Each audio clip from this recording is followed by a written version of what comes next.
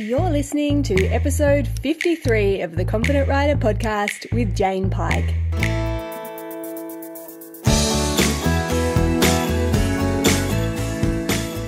Hi, fabulous human. I'm sitting outside currently and the sun is shining. It feels amazing. I actually have to close my eyes. It's so bright.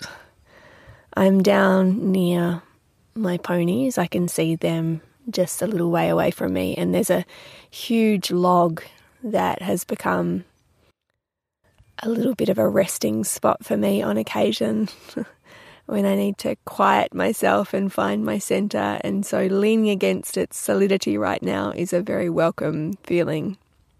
I've found myself the last couple of weeks going through so many ranges of experience, and I say experience rather than just feelings or just emotions per se, because it's never just singularly those things. There's always a broader context that we go through everything from. It's just that typically we get stuck on a channel of expression that causes us to isolate just one of those things, like just how I feel or just how the emotion is or the sensation or the meaning that we're attaching to something. I'm not exactly sure where I'm heading with this conversation today, because for me, I've found myself percolating a lot and stuff is transforming within me. I feel it as a really palpable thing. So what I'm going to begin with, to give you some context, is sharing a post that I just put in the JoyRide Facebook group, my members group. And it was a post of really sincere gratitude. The reason that I posted it was because yesterday we had what we've been calling a sharing circle. I just kind of quickly came up with that name about 6 to 8 weeks ago, when everybody went into some form of lockdown. And what I felt was appropriate was to create a space where everyone could show up with whatever it was that they were feeling. So it didn't have to be horse related. It didn't have to be something to do with their riding. It could be literally anything. And if you wanted to be there, then there was that unwritten acknowledgement that we would be there for whatever presented and vice versa. And it's been a really beautiful thing. I have felt so grateful and enriched by it, and it's always so incredible to hear about other aspects of people's lives. I mean, in the group, we're a pretty connected crew.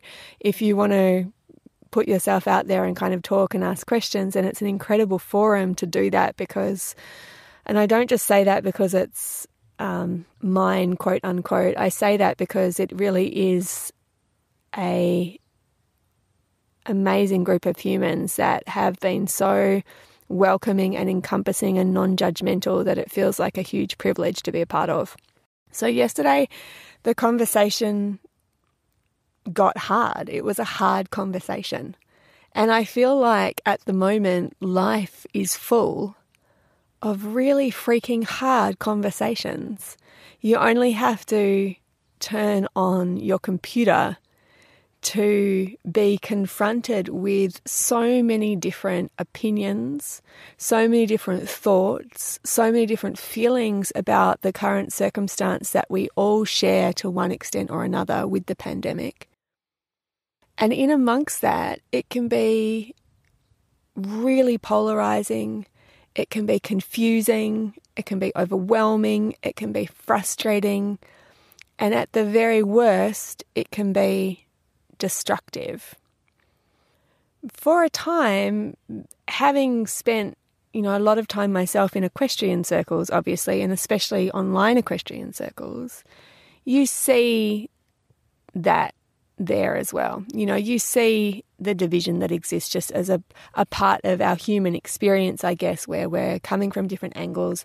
We're informed by what it is that has been true for us. And so all of that is reflected in where we take things and how we take things.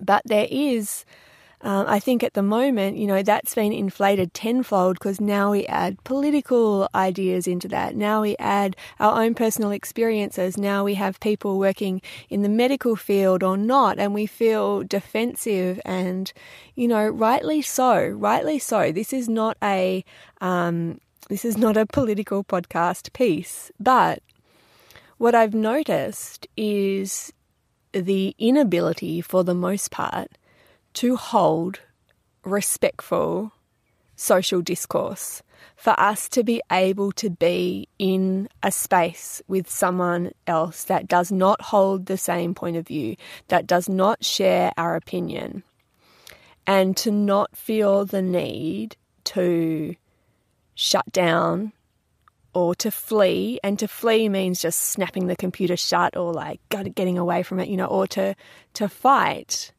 But to be able to stay within your own experience whilst allowing someone else to have theirs.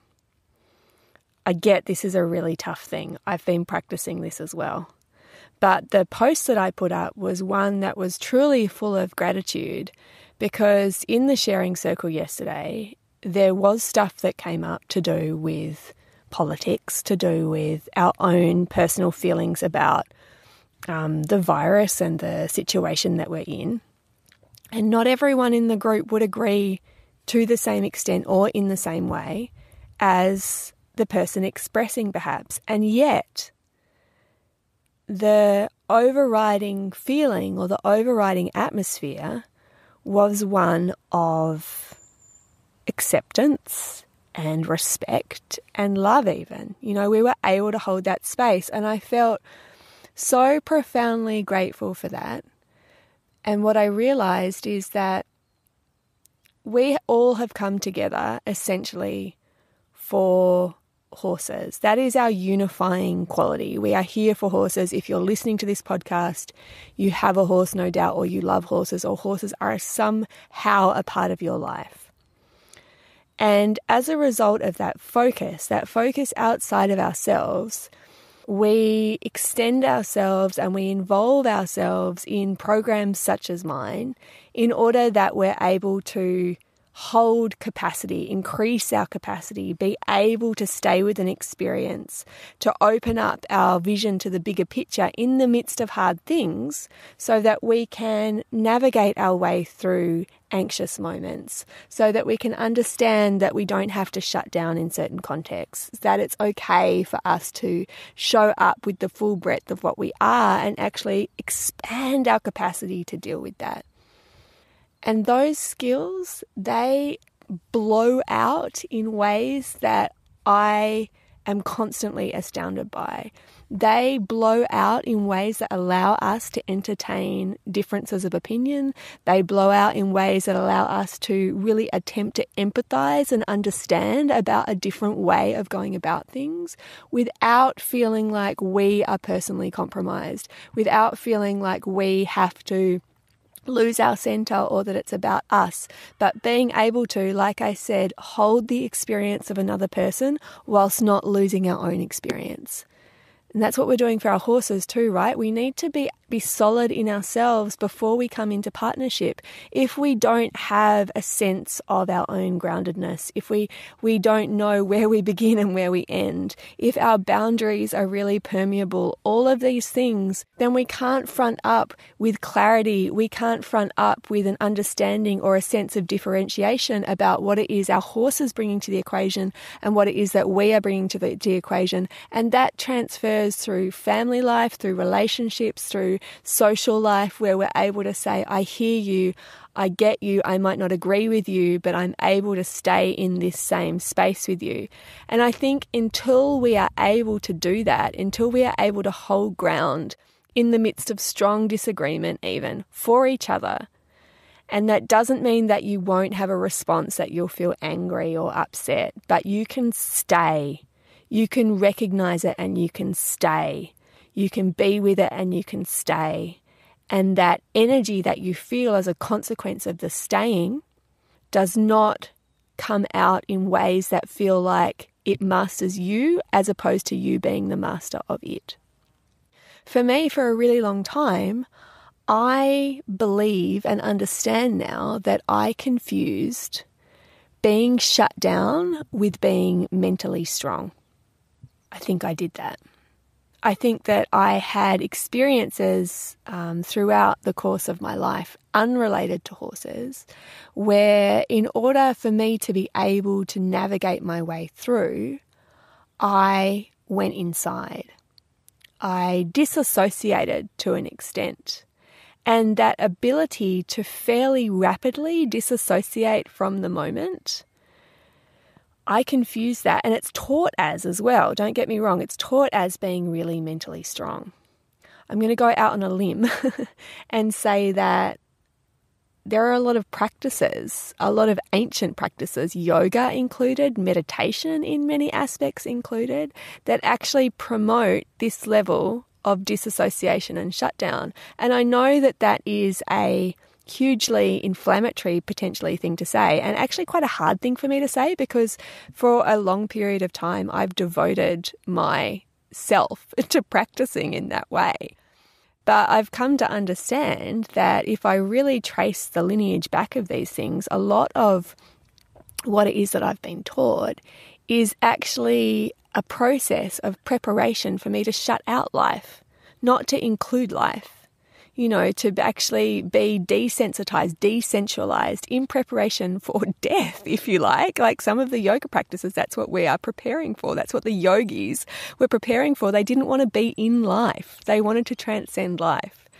And so now what I find myself experiencing is this reemergence, I guess, where I notice that instead of going into that shutdown place where I'm actually like not fully engaged, I'm not fully present, I'm kind of really within myself to the point where I'm able to block everything out, that is a form of freeze. It is a freeze. It's a form of shutdown.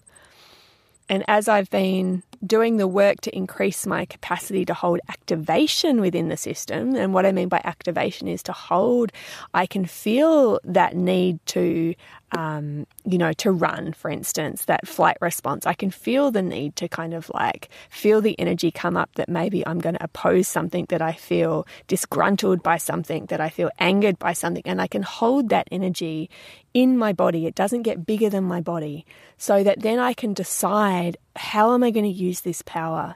How am I going to use this power? And some of you listening might completely disagree with me, and that's completely fine.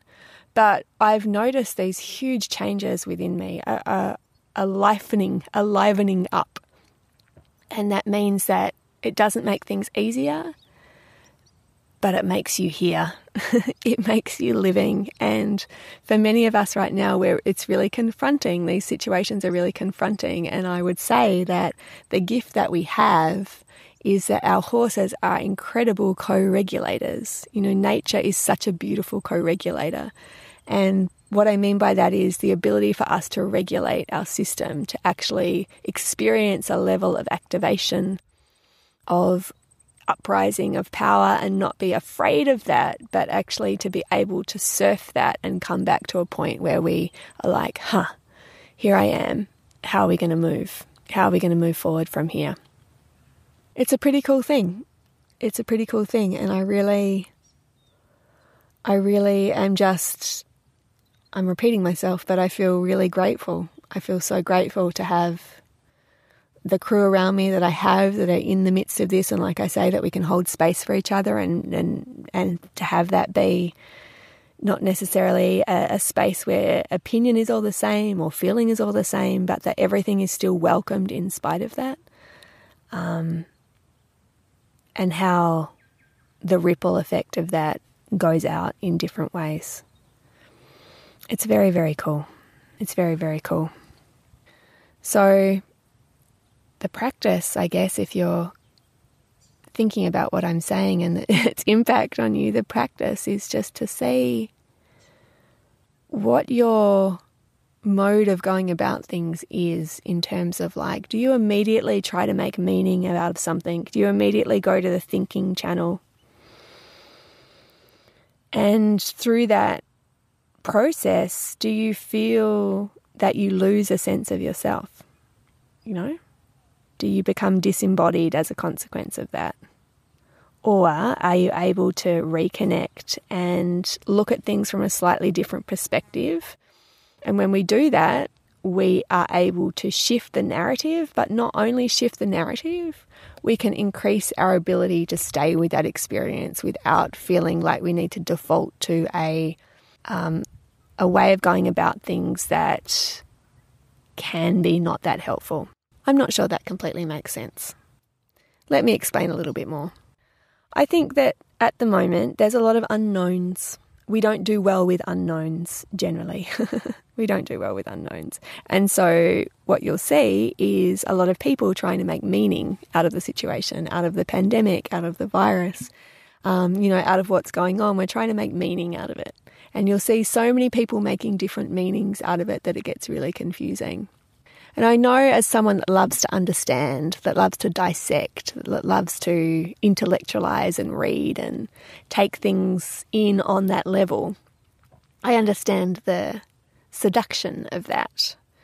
And when we immediately leap to meaning, we can we lose the groundedness within ourselves. We can lose the groundedness within ourselves. We merge ourselves with the experience, right? So it's like you've come out of your body into the experience and you now lose your center. So it's not that making meaning is inherently bad.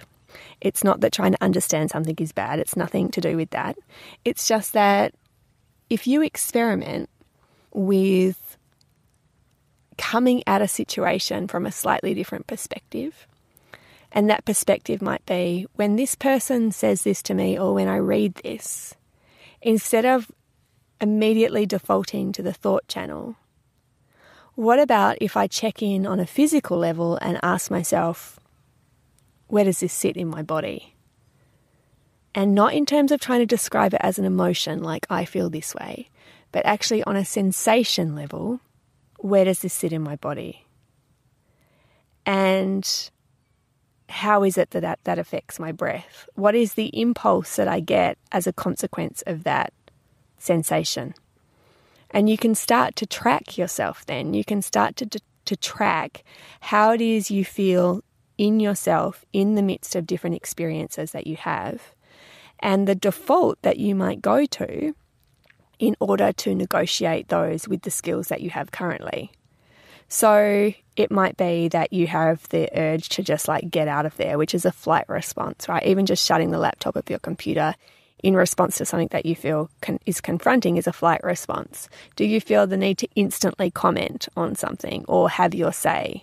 That could be a fight response. If you're feeling threatened in some way in response to what it is that's being presented, that is a fight response. Or do you just find yourself unable to check in with sensation, which could be a form of freeze?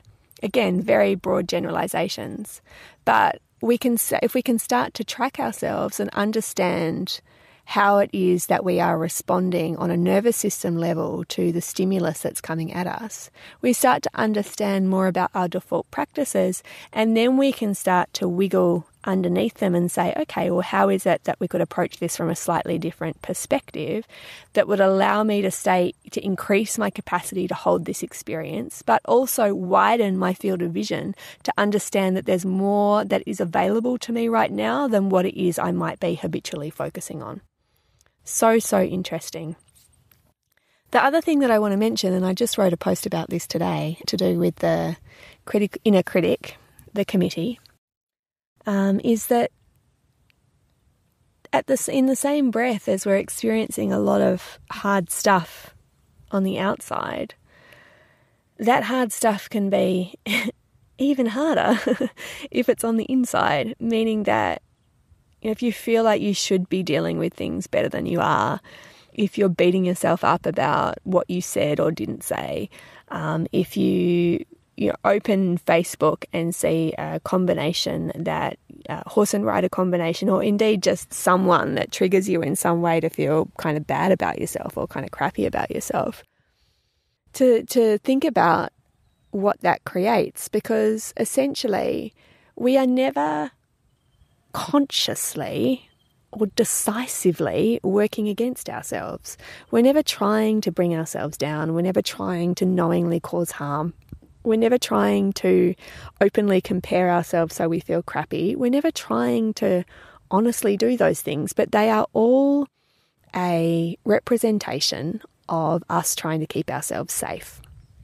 The critical voice, those practices that you engage in that you feel are out of alignment with ultimately what you want to be doing or what you want to be experiencing, that is happening because we are highly adaptable.